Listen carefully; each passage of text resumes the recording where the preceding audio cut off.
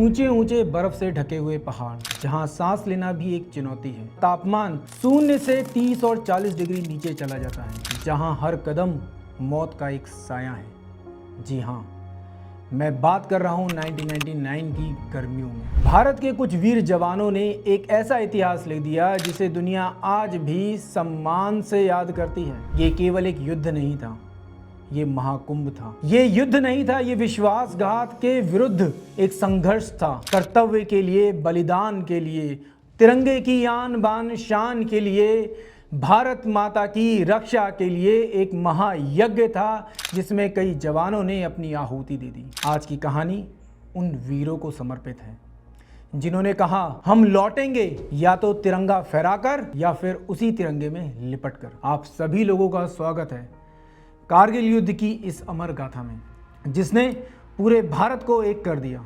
बात है 1998 की, जब भारत और पाकिस्तान दोनों अपने अपने परमाणु परीक्षण कर चुके थे। इन न्यूक्लियर टेस्ट का रिजल्ट क्या था कि पूरी दुनिया कहीं ना कहीं सहमी हुई थी कि कहीं एशिया में कोई परमाणु जंग तो नहीं छिड़ने वाली, कहीं वापस से विनाश के बादल तो नहीं घिरने वाले। पर शायद नियति को कुछ और मंजूर था। सबसे पहले बात करते हैं कारगिल, लद्दाख का वो दुर्गम क्षेत्र जहां द्रास, बाल्टिक और मशूक जैसी वैलियां हैं। ये पहाड़ों से घिरा हुआ एक सुंदर नजारा यहाँ पे नजर आता है, पर उतना ही दुर्गम, उतना ही कठिन, उतना ही विषम परिस्थितियों वाला। ये भारत की सुरक्षा की वो दीवार है जो सिर्फ और सिर्फ लेह लद्दाख को नहीं बचा रही, हमारी उस कनेक्टिविटी को भी बचाती है जिसे आज के समय पर आप लोग इन्वायरमेंट और इकोलॉजी के संदर्भ से जोड़ देते हैं। यहाँ पे एक सबसे महत्वपूर्ण राजमार्ग है जिसका नाम है NH-1A, और ये बिल्कुल कारगिल से स्पष्ट रूप से सामने नजर आता है। पाकिस्तान की मंशा क्या थी कि किसी भी तरीके से इस NH-1A को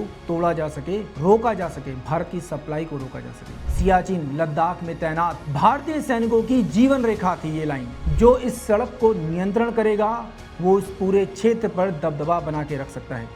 यही कारण था कि कारगिल केवल एक पहाड़ी इलाका नहीं है, बल्कि भारत की रणनीतिक सुरक्षा का सबसे महत्वपूर्ण द्वार है। 1998 में जब भारत ने अपना पोखरण में परमाणु परीक्षण किया था, कुछ ही दिनों के बाद पाकिस्तान ने भी परमाणु परीक्षण किया।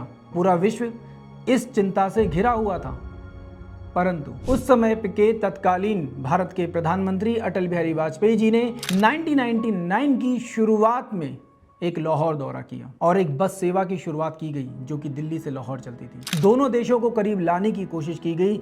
लाहौर घोषणा पत्र पर सिग्नेचर किए गए कि दोनों देशों के बीच में रिश्तों को सुधारा जा सके। पर उसी समय पाकिस्तान के जनरल परवेज मुशर्रफ ने एक घिनौनी साजिश रची। इस साजिश का पाकिस्तानी सेना ने भरपूर साथ दिया। विशेष रूप से उत्तरी लाइट इन्फेंट्री ने एक गुप्त योजना बनाई और यहाँ पर उन्होंने शुरुआत की ऑपरेशन बदर की। योजना बड़ी स्पष्ट थी।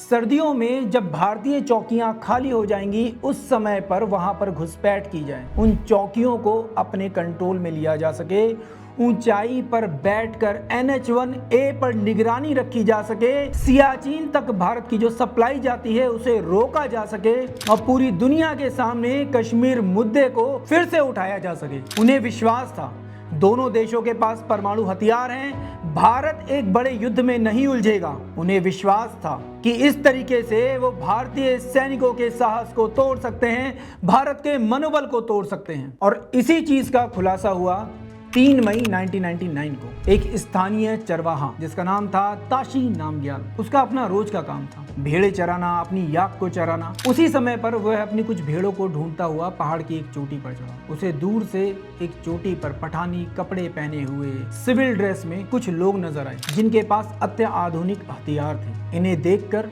ताशी नामग्याल समझ चुका था इतनी सर्द स्थिति में भारतीय सैनिक तो यहाँ पर नहीं है, क्योंकि हमने चौकियां खाली कर दी, हम पहाड़ियों से नीचे उतर आए थे। इस बात की जानकारी तुरंत ही ताशी नामग्याल ने भारतीय सुरक्षा दलों को दी। सच्चाई सामने आने में थोड़ा सा समय लगा, क्योंकि उस समय तक भारतीय फौज को भी ये लग रहा था कि ये कोई आम आतंकवादी घुसपैठ के जैसा ही कुछ होगा। पर इस समय पर भारतीय सेना ने अपनी कई ट्रुप्स वहां पर भेजे।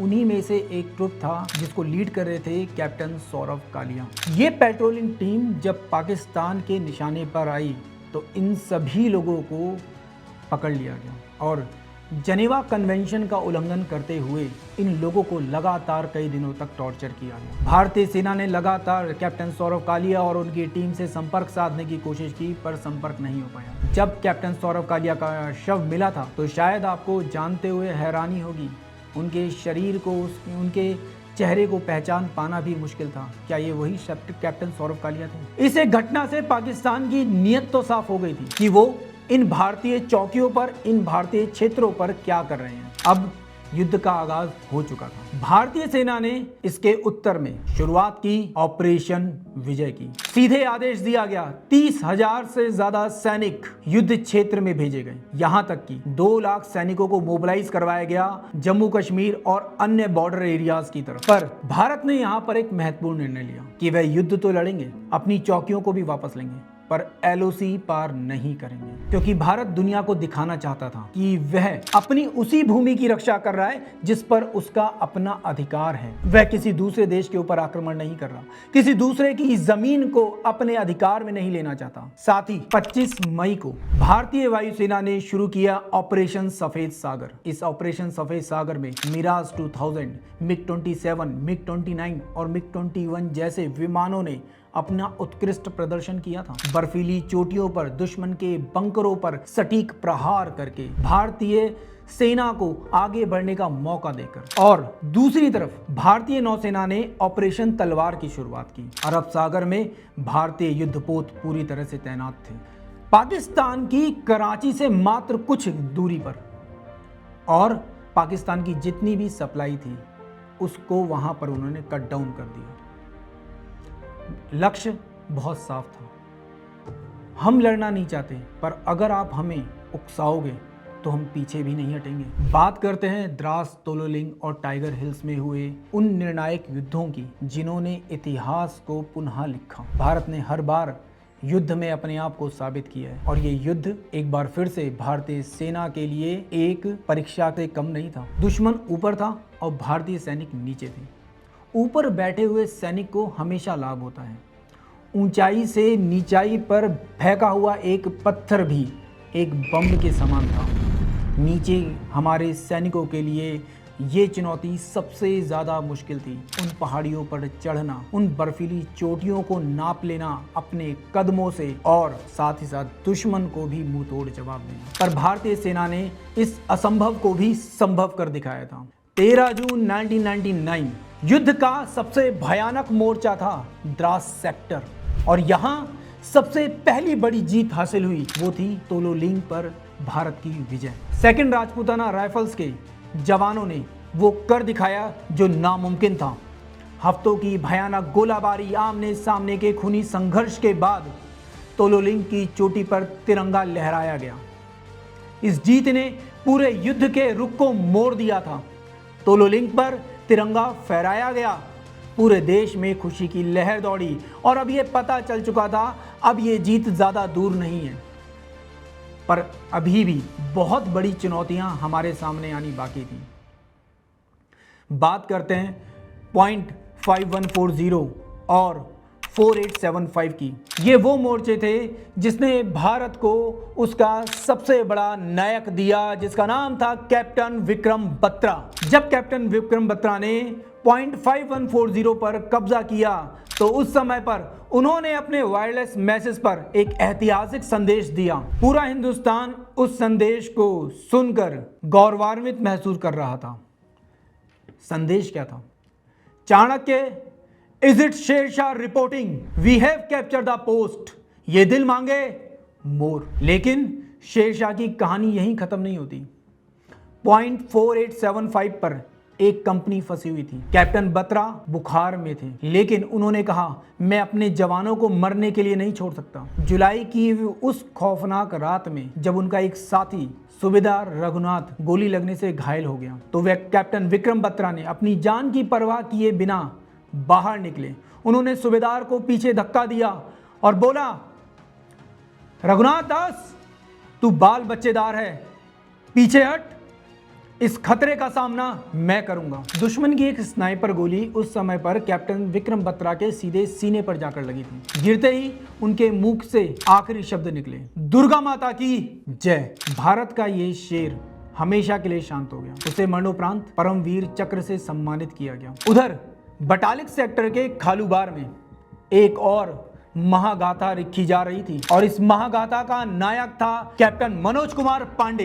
गंभीर रूप से घायल होने के बाद भी, पैरों में चोट होने के बाद भी शरीर से खून बह रहा था, लेकिन वो रुके नहीं। वो रेंगते हुए दुश्मन के बंकर तक गए और अकेले ही अपनी खुकरी से एक एक करके पाकिस्तानी सैनिकों को मारना शुरू कर दिया।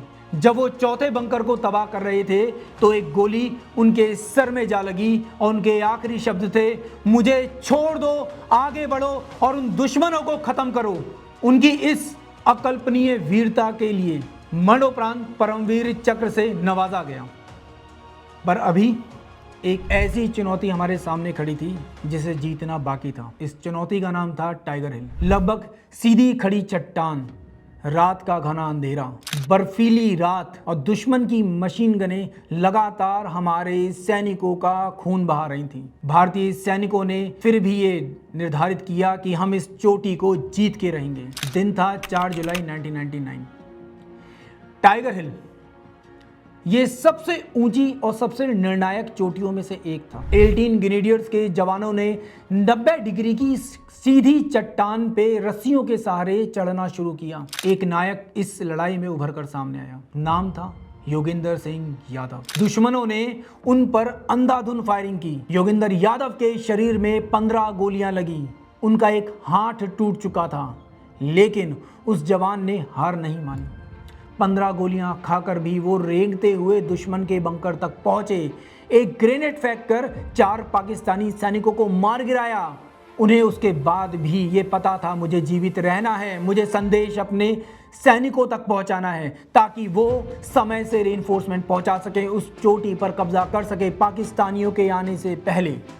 वापस आए, उन्होंने अपनी कंपनी को संदेश दिया। इसी के साथ राइफलमैन संजय कुमार ने भी अदम्य साहस दिखाया। एक फ्लैट पॉइंट चोटी पर कब्जा किया। इन्हें भी परमवीर चक्र से नवाजा गया। दुश्मन की मशीन गन छीनकर उन्हीं पर ताबड़तोड़ फायरिंग शुरू कर दी थी। जब सुबह का सूरज निकला तो टाइगर हिल पर भारतीय तिरंगा लहरा रहा था। पूरा देश भावुक हो चुका था। 26 जुलाई 1999 तक भारत ने अपने हर उस 1 इंच जमीन के टुकड़े को वापस ले लिया था जिस पर पाकिस्तान ने साजिश करके कब्जा किया था। ये युद्ध जीत लिया गया और उसी दिन को आज हम लोग कारगिल विजय दिवस के रूप में जानते हैं। अगर बात करें इस युद्ध की, कूटनीति की और विश्व की भूमिका की, भारत ने एलओसी पार ना करके एक नैतिक शक्ति का प्रदर्शन किया था। विश्व समुदाय ने इस चीज को माना और साथ ही साथ पाकिस्तान को पीछे हटने की अपील की।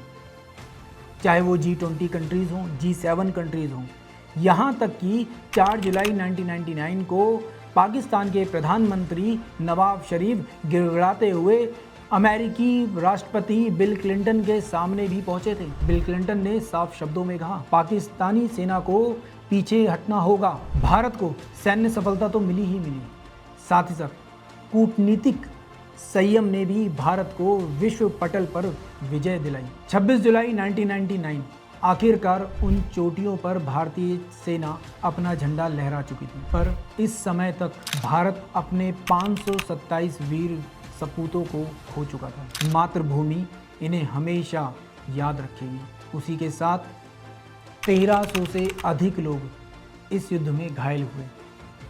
हम हर वर्ष 26 जुलाई को कारगिल विजय दिवस मनाते हैं, पर आप ये ना भूलें कि इस युद्ध में इन सभी लोगों ने अपना सबसे महत्वपूर्ण योगदान दिया। कुछ लोगों ने अपना जीवन तो कुछ लोगों ने अपने शरीर के कुछ अंग तक दे दिए।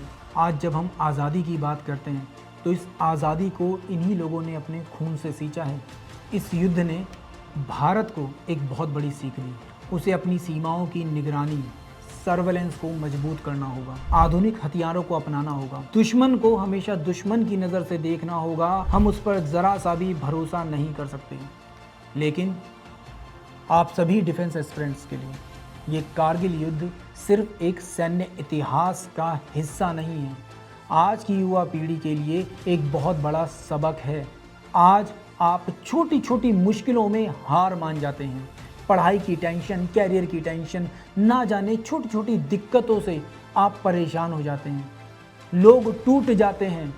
जरा सोचिए उन नौजवानों के बारे में जिनकी उम्र मात्र 22, 24 और 25 साल की थी। जी हाँ, इस युद्ध में ज़्यादातर लोग जो वीर गति को प्राप्त हुए उनकी उम्र मात्र 20, 22 और 24, 25 साल थी।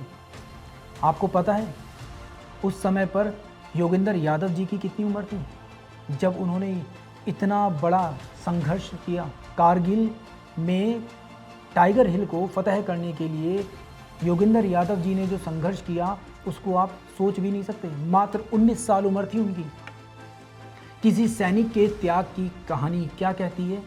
कारगिल उसे सिखाता है देशभक्ति के लिए केवल सीमा पर होना ज़रूरी नहीं है।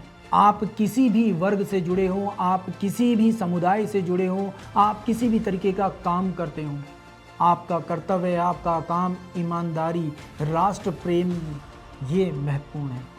आज भी युवाओं से बस मैं इतना ही कहना चाहता हूँ, आप अपने देश का सम्मान कीजिए, इन सैनिकों का सम्मान कीजिए। इतिहास के उन पन्नों को पलटिए, पढ़िए, जानिए कि नायकों ने आपकी आज़ादी के लिए अपना सब कुछ खो दिया।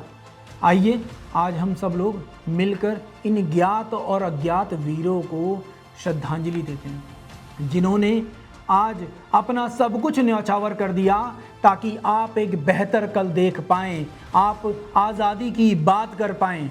इन सब वीरों को हम लोग नमन करते हैं। कारगिल विजय दिवस की इस पूरी की पूरी कहानी में मैंने कई सारे जाबाजों का नाम लिया था, कई सारी वीर आत्माओं का नाम लिया है, पर आप में से कई लोगों की शिकायत होगी कि कुछ लोगों का नाम यहाँ पे रह गया।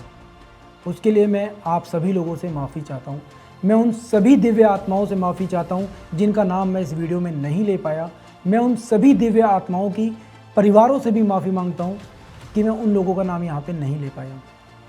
पर आज आप और हम सब मिलकर कारगिल विजय दिवस पर उन सभी 527 दिव्य आत्माओं को नमन करते हैं जिन्होंने एक पल के लिए भी, एक क्षण के लिए भी ये नहीं सोचा कि वो अपना सर्वस्व न्यौछावर कर देंगे हमारे भविष्य के लिए।